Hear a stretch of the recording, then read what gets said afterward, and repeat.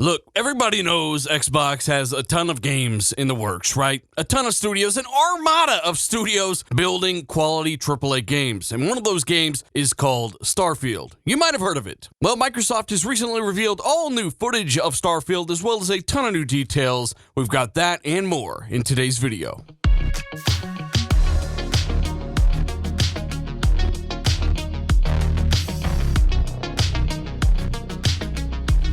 What's happening, guys? Dealer here, back again with yet another video. What a phenomenal time to be a gamer. Of course, I know you agree. You don't have to let me know down below. But if you're enjoying the current generation of consoles, hey, let me know your thoughts. The games are coming together, the hardware's coming together, and of course, the community is coming together unlike ever before. And at the center of all of these things are the games. Games like Starfield. Speaking of Starfield, Xbox has just revealed some brand new in-game snippets, concept art, and information on everything that's possible on what could be the most in-depth, insanely huge RPG of all time. It's a level of immersion that we really focus on. You're not just playing a game, but you're living in this world, in this universe. It's a giant open world for the player to do what they want. You feel like you've had an impact in the world. You really feel like you're there. There's certain, types of entertainment where you're just experiencing it. You're taking in what the creator wants you to see, and they draw that dotted line between this happens, go here, do this. The more that we can put you in the situation where you're going to decide. That's what makes video games the best form of entertainment that they are.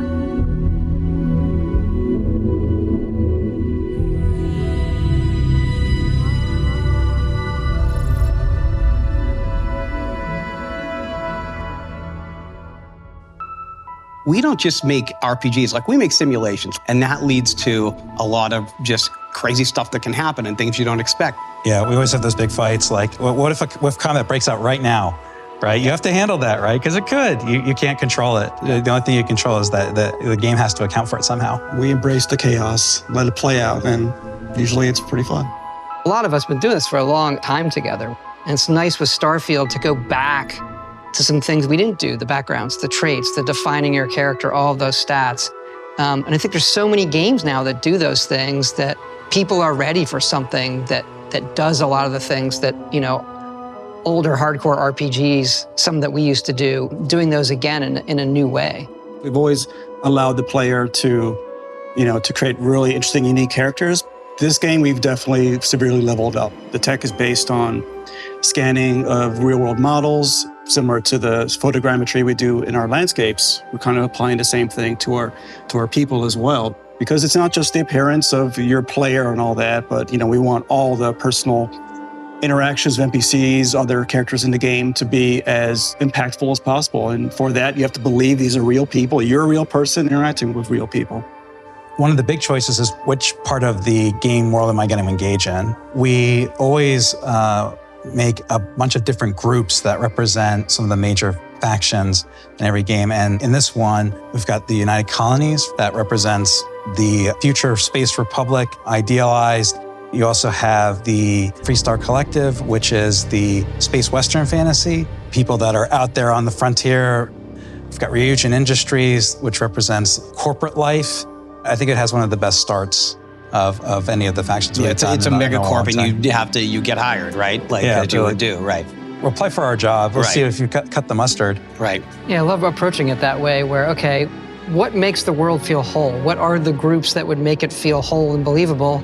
And then how does the player interact with them? What we're doing with the pirates, the Crimson Fleet as well. They're not just this foe, let the player join them. What does that mean?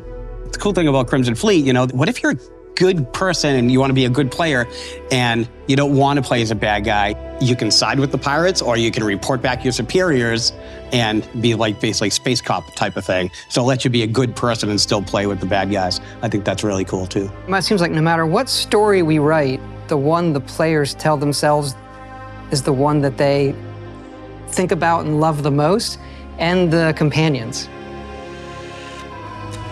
Hello, Captain. How may I be of assistance?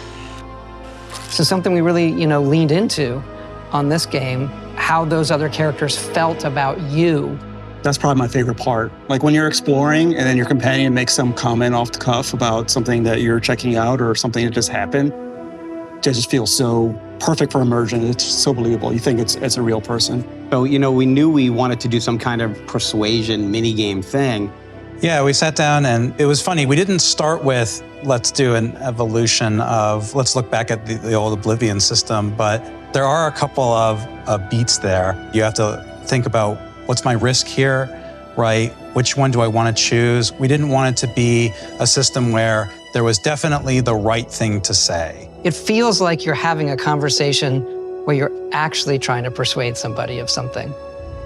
So it's actually, I think it's, as far as new systems in dialogue, I think it's definitely one of the most successful ones that we've had. Yeah. I think when we knew we were making a game about space, you ask yourself certain questions, and that question is, what is out there? And so, as a game, we have romance, adventure, mystery, but I think with Starfield, there's this other layer of, the cosmos and the universe and what is out there. At the end of it, we want the players to have told their own journey, but then look back at it and we're asking the big questions. Why are we all here? Where is it leading? And what's next for humanity?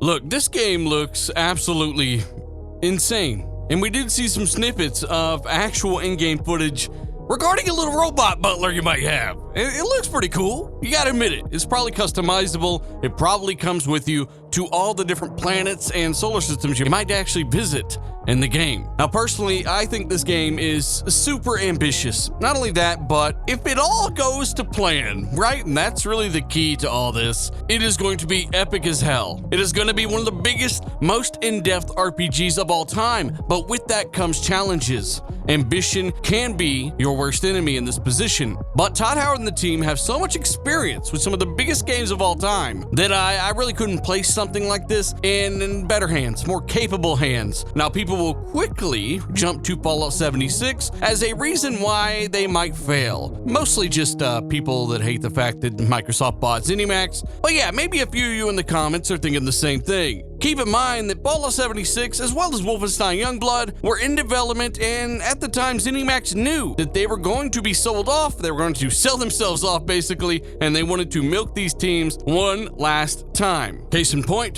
Wolfenstein Youngblood, Fallout 76, two titles that are not indicative with their usual quality, and that's just a fact. Enter Starfield. They are now working on Elder Scrolls and Starfield. I believe they have pushed off the Fallout franchise to another team. That could be another internal team, which I doubt very much. That could be Obsidian, which is actually much more likely, or even the original creators of the Fallout IP, In Exile Entertainment, who, yes, Xbox also acquired. What a weird coincidence, right?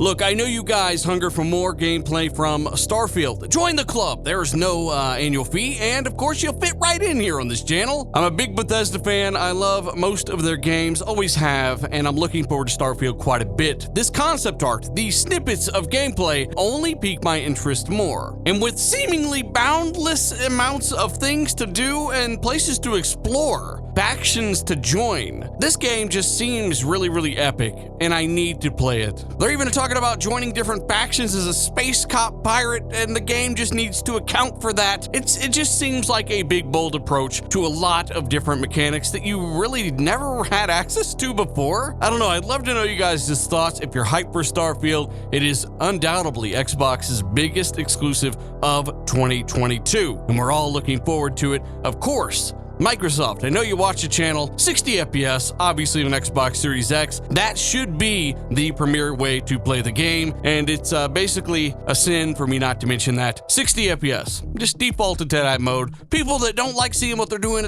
they can play it at 30 frames and just have them switch it in the options. But, the rest of us, 60 FPS. Look, high frame rates, that's what we bought. $500 Xbox Series X's. The Xbox Series S can do these frame rates as well. This is the next generation to a lot of us. High frame rates in big open world games like Starfield, like Assassin's Creed, like Dying Light, like Guardians of the Galaxy. The list goes on and on and on. And while Guardians of the Galaxy is not necessarily an open world game, I don't care. I wanted to mention it because it's phenomenal, and it's also on Xbox Game Pass right now. Please play this game. Anyway, hey, let me know your thoughts on Starfield. If you're excited, hit the like button. If you enjoyed the video, tell a buddy or two about the channel, subscribe, hit the bell icon, make me a sandwich, and of course, check out the links down below. I will see you guys in the stars.